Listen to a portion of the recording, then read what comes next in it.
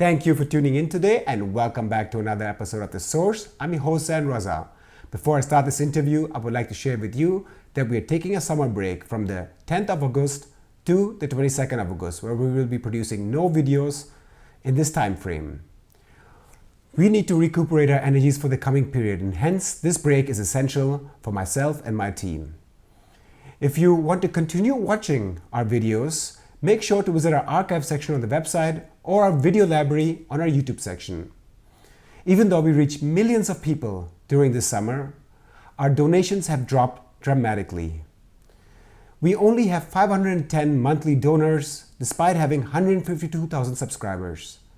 So if you're watching our videos and not donating, please make sure to take a few minutes to visit the description of this video, and you will find all the information to our donation platform via Patreon, PayPal, Better Place, or directly to our bank account.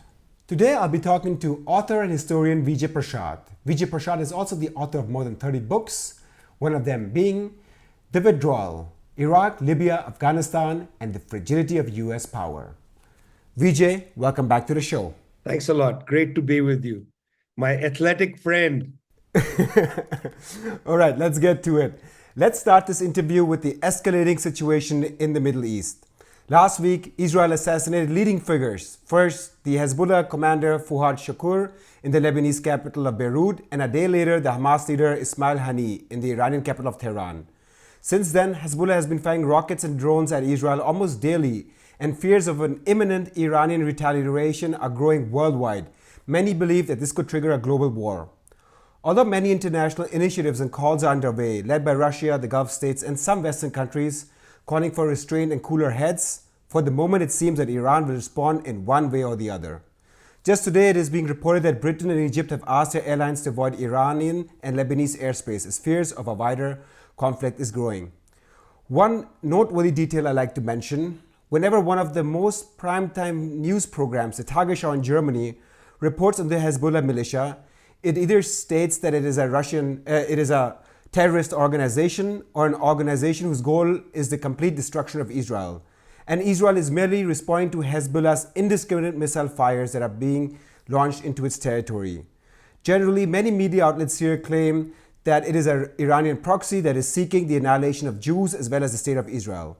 As a journalist who has spent a lot of time in Lebanon and throughout the Middle East and writing on these topics, could you first give our viewers some context to Hezbollah and thereafter also address the escalating situation between Israel and Iran? Yeah, it's really important for people, particularly, I think, in Europe, to understand Hezbollah. Hezbollah was created really when the Israelis decided to intervene into Lebanon, invaded Lebanon, attacked Beirut, controlled areas of the south of Lebanon, and so on. The resistance movement to this Israeli invasion becomes Hezbollah. In other words, UN law is pretty clear that an occupied people have the right to resist the occupation. So Hezbollah emerges within the context of international law. It's not a terrorist organization in its origins. It emerges to fight against a military occupation, an illegal military occupation that the Israelis conducted for a very long time, over a decade. And in the middle of the south of Lebanon, Israel and its proxies ran torture chambers. The torture chamber in the south of Lebanon was where they tortured people. Many people, hardened Hezbollah fighters, come out of those torture chambers. In fact, what's interesting is Hezbollah initially is a kind of political movement, led by Sayyid Hassan Nasrallah. Eventually, but very quickly, it forms a military arm. Fuad Shukr, for instance, was one of the founders of that military arm. He's been a member of Hezbollah almost from its initiation. He was a very close friend of Imad Mughnieh. Now, Imad Mughnieh was assassinated by Israel in Damascus, Syria in 2008. Israel, has this policy of targeted assassination of various Hezbollah mid-level and upper-level leaders. It's very interesting. that Israeli planes and missiles can cross an international boundary and assassinate people, that's not considered an act of terror. That's considered an act of counter-terror. This is a political debate. What is the original terror to which something like counter-terror is produced? The people who are in Hezbollah will argue that Israel is the original terror, and they are mainly, merely the counterterrorism operation trying to prevent Israeli terror against the Palestinians, against the people of Lebanon, and so on. This is a political debate, okay? This question of who is the originary terror is not something that can be established legally. It's a political matter, okay? So I very well understand that the German media, if they call Hezbollah a terrorist group, they've made a political choice, in necessarily calling Hezbollah, Hamas a terrorist group. I've had this interaction on a number of occasions with German politicians and German media, where if I write something for the media, they say, well, can we add the word terrorist in front of Hamas or in front of Hezbollah? And I say, well, but that's a political decision. That's not a legal requirement. Now, under German law, these may be legal requirements. That's a separate issue. But in international law, there is absolutely no settled opinion that the terror is originating outside Israel. In fact, many will argue, as the UN will, that Israel is the original occupying force against the Palestinians. The Palestinians, therefore, have the right to resist. So a Palestinian organization that resists should not be, therefore, called a terrorist organization. I mean, it's very interesting. The assassination of Fuad Shakur in Beirut was conducted in a civilian area. It was a highly reckless act. Obviously, it was going to bring forth, retaliation by Hezbollah. He's a respected senior leader. What did you expect? An armed wing of Hezbollah to sit back and allow their general to be killed? They will respond in kind. Equally, pretty ridiculous that the Israelis, in the middle of whatever they are dealing with, and there's a domestic problem inside Israel as well, Prime Minister Benjamin Netanyahu, deeply unpopular within the country, a reckless act of terrorism to fly across the region, plant a bomb inside Tehran, and wait for the political leader of Hamas, Mr. Haniyeh, to be present there and then ignite the bomb and kill Mr. Haniyeh. Now, it's interesting. The Israelis said, okay, well, we've killed the political leader of Hamas. Well, good play on you, because the new leader chosen by Hamas, Yahya Shakur, is far more radical than Mr. Haniyeh. And Mr. Shakur, Mr. Sinwar, sorry, Yahya Sinwar, Mr. Sinwar, far more radical than Haniyeh, spent 23 years in Israeli prison. He's a deeply hardened Hamas leader. Very much comes out of the working class neighborhoods of Khan Yunis. You thought Mr. Haniyeh was a problem? Just wait till Mr. Sinwar begins to run things. And this is a good indication of how Israel has been intransigent in its negotiation with Hamas. They knew that if they killed Mr. Haniyeh, who was a pretty moderate guy, that the negotiations would flounder with Hamas. And they probably expected that somebody like Yahya Sinwar would become the next leader of the political wing of Hamas, which means that the negotiations would be hard. This is a very good indicator that Israel neither wants to negotiate with Hezbollah nor with Hamas. You can't end wars without negotiation. So they are, in a way, putting themselves into an intractable conflict of their own making. Do you think the situation will escalate to a regional, if not a global war? We are seeing that the United States is positioning its aircraft carriers there, that the Gulf states are readying for a possible airstrike on Israel, and we are seeing that Russia is standing behind Iran. How do you see this playing out? Well, look, I mean, I know that Iran will have to retaliate. Its honor has been put on the stake. I mean, Iran provided a harbor for Mr. Haniyeh to visit the country. He came to Tehran. He was under the protection of the Iranians, and he was then killed. I mean, the Israelis have done this to the Syrians, the Lebanese, to the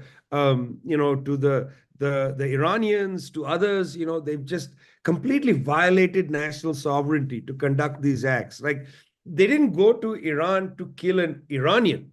They went to Iran to kill a guest of Iran, a Palestinian political person, leader of Hamas, which is a major political organization.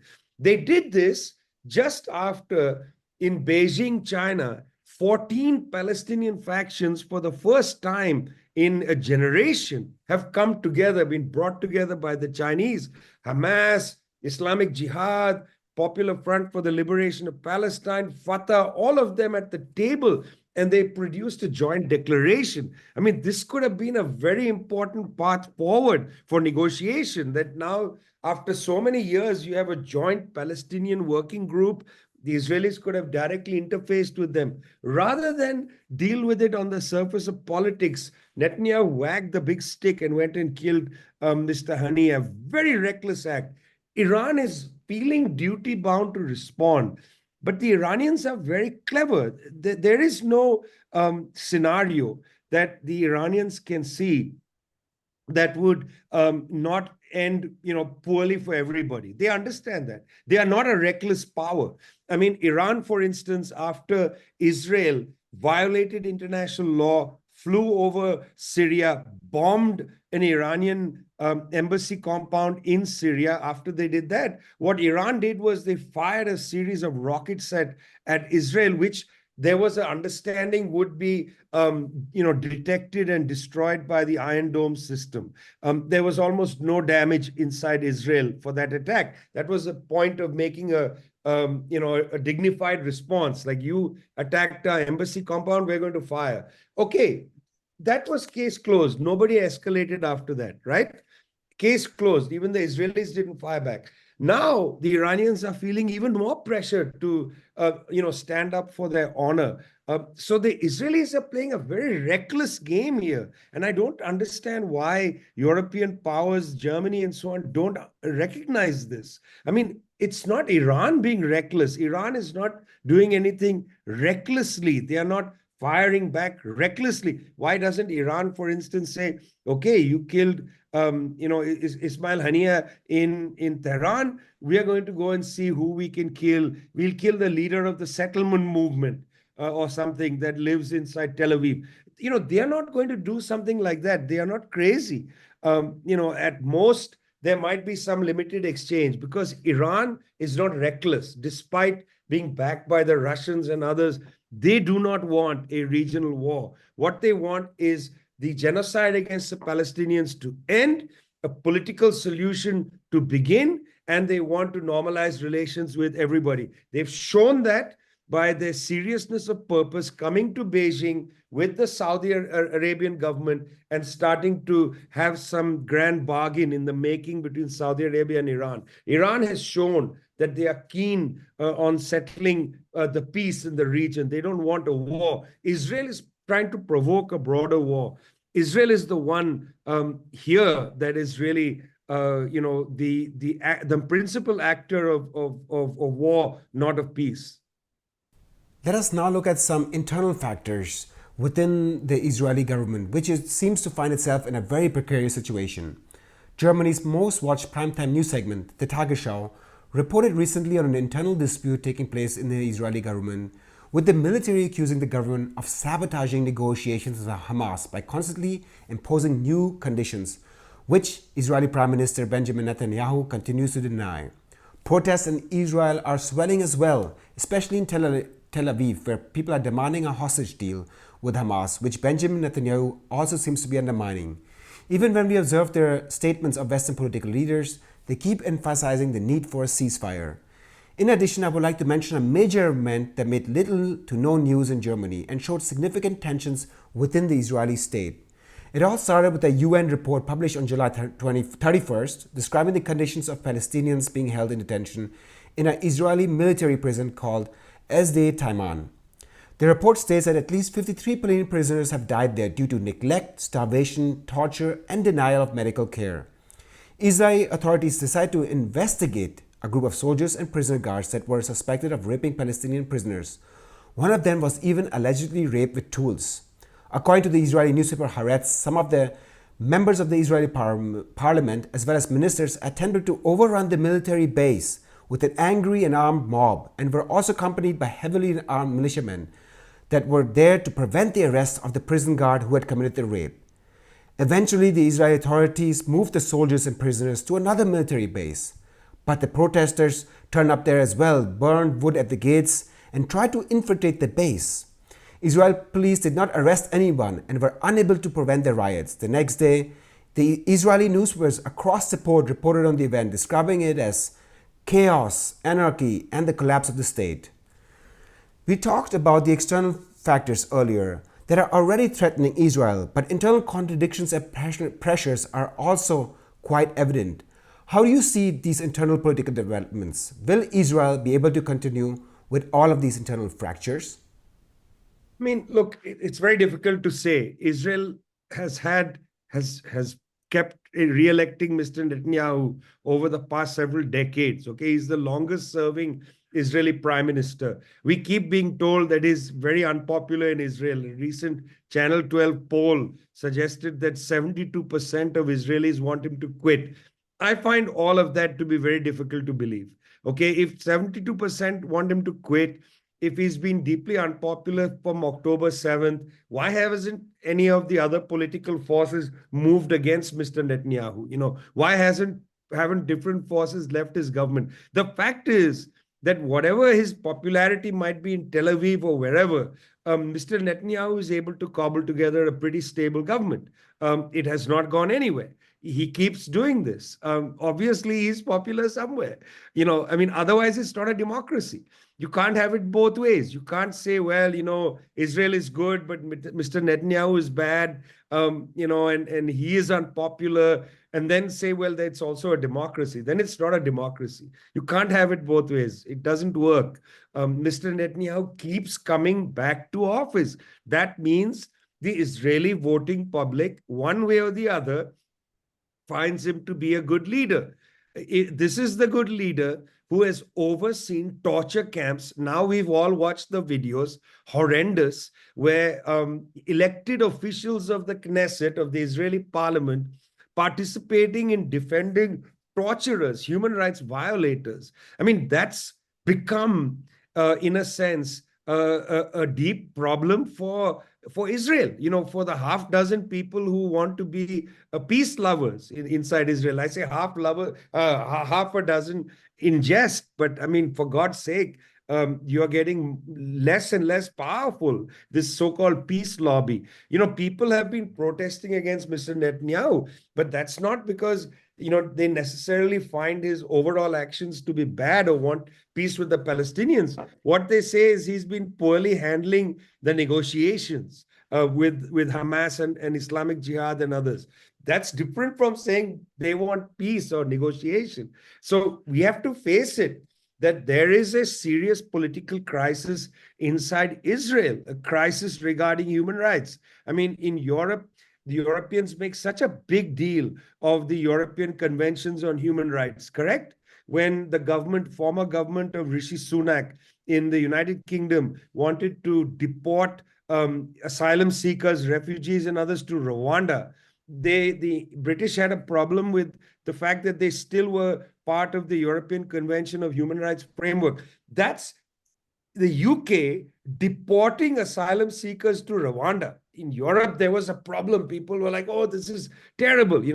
Meanwhile, there was no real terrible when people drown in the Mediterranean trying to cross over. Here, you have Israel participate in Eurovision, singing songs alongside European acts.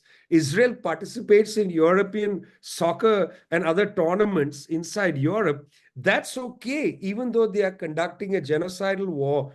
And inside Israel, the political class is okay with torturers and so on. I mean, you know, what 20 years ago, European high representative was so upset about what was happening in Guantanamo, in the so-called black sites in Eastern Europe. You may remember that during the war against Iraq, people were brought to be tortured in Eastern Europe, in CIA black sites and so on, collaborating with the prisons in Eastern Europe, Poland, and other countries. People in Europe were outraged, European high officials outraged. I mean, here's a video of people being basically strung up and beaten. And there's no problem. I really don't understand the European project any longer. I really fail to grasp, the kind of political legitimacy of Europe. I fail to grasp it. I want to switch gears here and talk about Venezuela's recent election and the internal and external reactions towards it. Last Sunday, the Venezuelan authorities declared President Nicolas Maduro that he won the election. However, the United States did not recognize his victory and instead declared the opposition candidate Edmundo Gonzalez the winner. The European Union has called for a further review of the results and released a statement that stated, quote, "The election does not meet international standard for integrity of elections," unquote. The criticism that the EU and US have is directed at the Venezuelan National Electoral Council, CNE, which, according to the German media and the government officials, did not publish the results of all districts transparently. I would like to add that the German media, whenever they report on Venezuela, use the adjective authoritarian when describing Nicolas Maduro, and that he very often mobilizes armed biker gangs to repress his opposition. Could you first, for our viewers, give a historical overview of Venezuela's political history and its relations with the US, and then comment on these elections? Well, the United States has been very happy with Venezuela right up to the end of the 1990s, even during the period of actual dictatorship in Venezuela. There were, long periods of actual military dictatorship in Venezuela. US government perfectly happy. There was a situation in the 1990s when Andres Perez, Carlos Andres Perez, very nice guy, social democrat. He would fit into a dinner party with people, such as your former West German Chancellor Helmut Schmidt, and even Willy Brandt would be. Actually, Willy Brandt and Carlos Andres Perez would get along very well, both social democrats. Carlos Andres Perez wins an election saying, "I'm not going back to the IMF. I'm never going to go back. The austerity is too bad." He comes to power and he goes back to the IMF. It's called a paqueto. And there's a big protest called the paquetazo. Big, massive protest, which leads to the Caracazo of 1989. Mass uprising in Caracas. Thousands of people were killed actually by the police forces. It's out of that Hugo Chavez becomes political. I mean, he's very deeply politicized by the Caracazo of 1989. When Chavez wins the election in 1998, he begins a process of negotiating with mainly US oil companies. 99 to 98% of Venezuela's revenues came from the export of oil.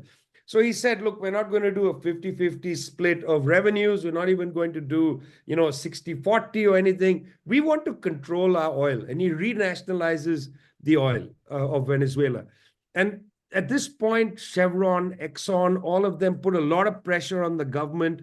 Other mining companies, Peter Monk of Barrick Gold writes an article in the Canadian Mail and Globe and Mail and says that, Chavez is a dictator. Chavez had won more elections than Peter Monk.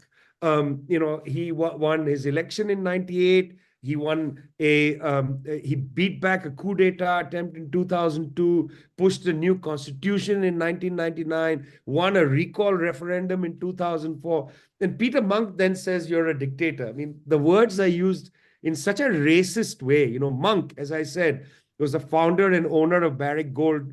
I don't think he won a fair election even in his boardroom, compared to Chavez, who had millions of people voting for him. So this discourse of the dictator goes all the way back to Chavez.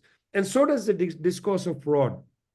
When Chavez beat back a recall referendum in 2004, the opposition said there's a fraud.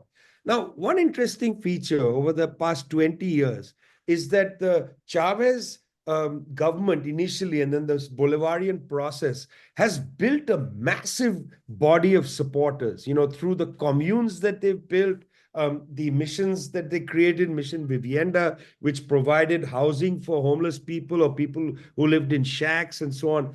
If you add up all the beneficiaries of the Chavez years and you add up the militants of the various Bolivarian kind of formations, including the youth, women, trade union formations, you have about half the voting population. It's very difficult for the Bolivarians to get less than 50% of the vote. Equally, the opposition wants to privatize the oil. The opposition wants to expropriate back the land that Chavez took away from the rich. The opposition wants to create neoliberal policies of austerity and so on. The opposition has a barrier. They cannot get above 40% of the vote, and that includes people deeply angry with the Bolivarian government. So both their actual ideological supporters and those who just hate Mr. Maduro and the policies. So that 50-40 split is actually pretty realistic. It's not, you don't need to conduct election fraud to get the 50-40 split, but the discourse of election fraud is there. Interesting, few days before the election, a so-called exit poll was released. Now, in Venezuela, there are no exit polls. I mean, most countries in the world don't have the capacity to do either exit polls or pre-election polling. That's because the infrastructure is not there. There's the habits of that are not there. But this pre-election poll was released in the United States by a company called Edison Research, based in New Jersey. If you just look into it for 5 minutes, you'll discover Edison Research is effectively a contractor of the Central Intelligence Agency. They do work for Radio Free Europe, Radio Free Liberty, all these US government cutouts that are part of the US government ensemble to influence world affairs. That's what Edison Research does. If you go to their website and you see this so-called pre-election poll, there's really no data on the poll. They just announce that the opposition is leading by 40 points. What's the methodology of the poll? How many people did they talk to? Where were those people? Who conducted the actual surveys? Most polls, you get the bottom line number, right? And then you get another downloadable PDF, which is their methodology. In this case, there's nothing. It's just the number. They just announce that there's the opposition. So when the result came out, the opposition said, look, there was a poll that said we had a lead of 40 points. How did we now lose by 7 points? And that's what was reported around the world. The variance was based on a CIA contractor. I find this extraordinary that, good journalists around the world, motivated, one, by this ceaseless propaganda that there's a dictatorship. Secondly, using a CIA poll without any consideration of the source. Come on, you're supposed to check things, check nothing and repeat this thing. Now, look, let's be quite honest. The situation in Venezuela is difficult. Large number of people have migrated out of the country. The moment the US tightens sanctions on the country, you've got 99% of your revenues come from oil. If you can't sell oil, your government revenues collapse. As a consequence of that, the government of Nicolas Maduro had to privatize sections of the economy because the government was under sanctions. If you continued to maintain government control of the economy, people would starve.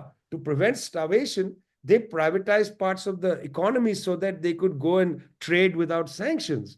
And that became a problem because that then increases forms of, petty corruption and so on. That also happens. There are problems in Venezuela, no doubt about that. But the Venezuelan people are given a choice between trying to improve things or to go back to 1995. And in fact, I think 50% chose to try to improve things. And that is a margin that, it's not like, Rwanda, where Paul Kagame wins 96% of the vote, and the Europeans send him congratulations. The French congratulate Paul Kagame for his victory, 96% of the vote. How is that a fair election? Nicolas Maduro said, I won near 52%. That's somewhere near the margin in the United States. In 2013 election, he won 51 to 49. That's the same CNE. That was just 11 years ago. So this whole thing strikes me as kind of ridiculous, and I would like to ask high officials of the European Union who are now blathering on about election malfeasance in Venezuela, what did you say after the last Rwanda election? Let us now look at developments in the war in Ukraine. NATO in the last summit decided to send more F-16s as well as air defense Patriot systems to Ukraine. In addition, for the first time since the end of the Cold War, the US will deploy long-range Tomahawk missiles in Germany by 2026. The Tomahawk cruise missiles is not only hard to detect on radar, but also has a range of 2,500 kilometers. Moscow is around 1,600 kilometers away from Berlin. This deployment would thus give NATO the capability to strike Moscow.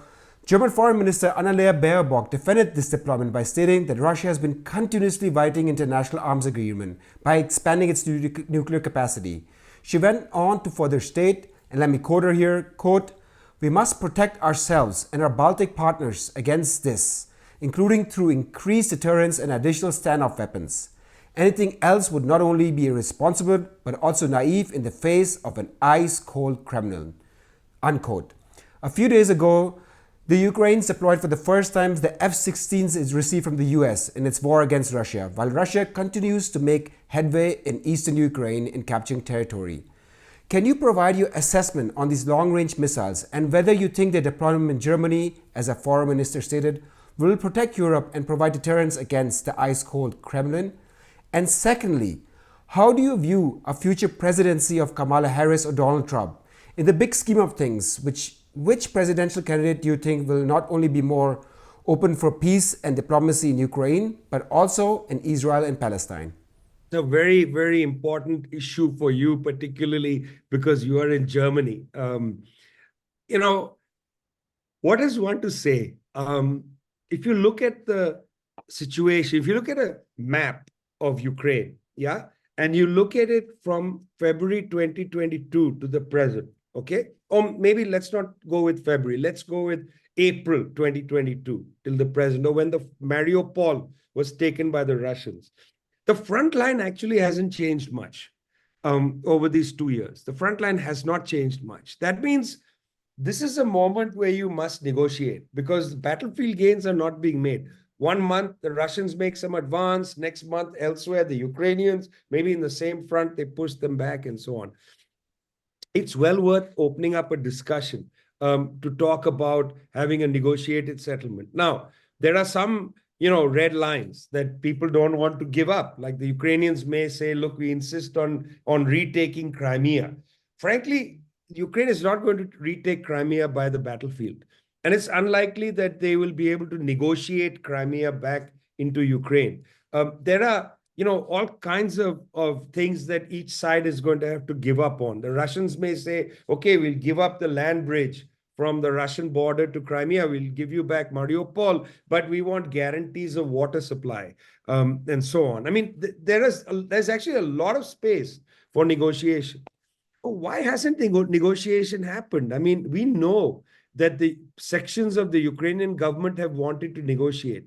They seem to be under pressure not to negotiate. Mr. Zelensky, in fact, left the meeting in Switzerland, a very strange peace meeting. Russia was not invited. How can you have a peace meeting without the belligerents at the table? But anyway, Mr. Zelensky, even at that meeting, made a kind of gesture towards the need to open negotiations again, as they had with the Russians in Turkey and in Belarus and so on. Russia is open to negotiations, they've said so. Ice cold Kremlin, well, it's certainly cold because Russia is cold in the winter. Now it's the summertime. I don't know how ice cold they are. The Russian athletes have been doing pretty well at the Paris Olympics, despite the fact that Russia has been barred from participating officially. They have to participate as individual athletes. So it's absolutely ridiculous that in 2024, these games are being played, where you have politics intervening at the Olympics. I know it's happened before. It happened in 1980. The Russians prevented, there was a boycott by the West of the Moscow Games because of the invasion of Afghanistan. Then in 84, the Russians didn't come to Los Angeles. I mean, I know all that, but I mean, there have been athletes who've spent their lives preparing for this. You are an athlete yourself. You know what this feels like when you're at the peak of training. You want to go and participate, and fight for your country where your anthems can play. And that too, Paris. I mean, when the South Sudanese athletes were on the stand, they played the Sudan anthem. Shows you how much they care about Africa. Forget Frank Afrique or whatever the French like to imagine. The point I'm making is that there's a lot of scope for negotiation. And what Europe is doing, and what Europe has done by, in fact, re-electing Ursula von der Leyen as their commissioner, what Europe is saying is they want to continue this project alongside the United States of trying to use the Ukraine battle to weaken Russia. I think this is highly irresponsible of Europe, and it's extraordinarily dangerous because they're providing weapons into the battlefield that would allow missile strikes into Russia. I don't know if that's a good idea, because that will seriously bring NATO into a direct confrontation with the Russians. I mean, we know that now the chairmanship of the European Commission is with the East, as it were. And there's a little more practical thinking in Hungary, Poland, other countries about the situation. They are not necessarily ideologically aligned with Russia, but they also understand that they have to live in the region. I mean, the Ukrainians need to understand one thing. At the end of the day, Ukraine is going to be a neighbor of Russia. And therefore, you need to start negotiating now. If you keep letting this go on, it's going to take decades, if not a century, to undo the kind of emotional and national damage that these neighbors will face. It's one thing for, say, the United States to want to accelerate a conflict. It's another for Ukraine. US is far away from Russia. It can ignore the Russians. Ukrainians can't. I mean, the day the fighting stops, they're going to start trading with the Russians again. And what do you think about the long-range missiles that will be deployed in Germany in 2026? Do you think that will change the calculus in terms of the Ukrainian war? I mean, I don't really know. I don't want to speculate about that, because, I mean, I think that it well behooves every single European citizen, every citizen of a country within the European process to be aware of the deep dangers and threats posed by this escalation around Ukraine. And so, I mean, I would hope that people in Germany, I mean, right now, Germany has an extremely unpopular government. Their political parties took a hammering in the European elections. In the regional elections, they are not doing well, and so on. I mean, the Green Party's arrogant bubble has surely burst at some point. The Green Party has become almost more right-wing than the right-wing parties. Their green credentials are near zero, meaning that, they are willing to reopen nuclear power plants and so on. What's left of, the campaigns that built the Green Party of Germany? Nothing. The Social Democratic Party, it's also been for a long time, even under Gerhard Schroeder, a shadow of its former self. Earlier, I talked about Willy Brandt. I mean, Willy Brandt was the social democrat, the last social democrat that we all respected, even though we may have had political differences with him. Mr. Brandt, for instance, used his years of office with Ostpolitik to have a good relationship with the East. And then he had a kind of Südpolitik, where he built the Brand Commission in wealth inequality between North and South in the world. Willy Brandt was a genuine statesman in that sense. Olaf Scholz is a caretaker. What is the social democratic politics now in Germany? So, I mean, Germany is got a real internal crisis, in my opinion. And it's really important for German nationals and others, to fight to build some sort of integrity for Germany within Europe. I mean, what is the German project inside the European project? What is the German project vis-a-vis, say, Russia or China? I mean, Germany cannot afford the United States' new Cold War against China, because so much of German industry takes place in Hubei province, with Wuhan as the capital. If you travel to Wuhan, you see German companies all over the place. Germany cannot afford to de-link or decouple from China. They are under pressure from the United States to do that. Is there a German national interest? Not sure. Lastly, in terms of Ukraine and the situation in Israel and Palestine, who do you think, Kamala Harris or Donald Trump, will be better in terms of these two issues? I mean, it's hard to say, because in the United States, obviously, there's a real debate happening between these two political camps. But for the rest of the world, I don't think it really matters who becomes the president. I think they are both going to be extremely dangerous because neither of them is willing to come to terms with the fact that the United States is not the most important country in the world. I mean, that's the bottom line, Zain. I would say there'd be a difference between them if one of them said, look, the United States is just a member country of the United Nations. But both of them believe the US has some sort of destiny. That's a very dangerous approach to international relations. The US doesn't have a destiny. I mean, no country has a destiny. People don't have destinies. We just have the lives we live. And we try to construct the idea of destiny to motivate us. But the United States doesn't have a destiny. Both of these candidates believes that, which is why they are willing to use terrible armed force against the rest of the world to meet what they consider their destiny. They're dangerous people. Vijay Prashad, author, journalist, and historian, thank you so much for your time today. Thanks a lot. And thank you for tuning in today. Please don't forget to support us with a donation during our summer break. You will find the links to all of our donation platforms in the description of this video. Whether it's a one-time donation or a reoccurring one of an amount of any of your choosing, whether it's $1, $2, $3, or $5 or euros a month, we will be thankful for your support. We are, after all, an independent media network that does not take any money from corporations, governments, or are affiliated with any political party. We are independent and critical and provide you with information that is free from your external influence. We look forward to returning and continuing our journalism and informing you about the most important issues of our times. I'm your host, Zain Raza. Thank you for your support and tuning in, and see you next time.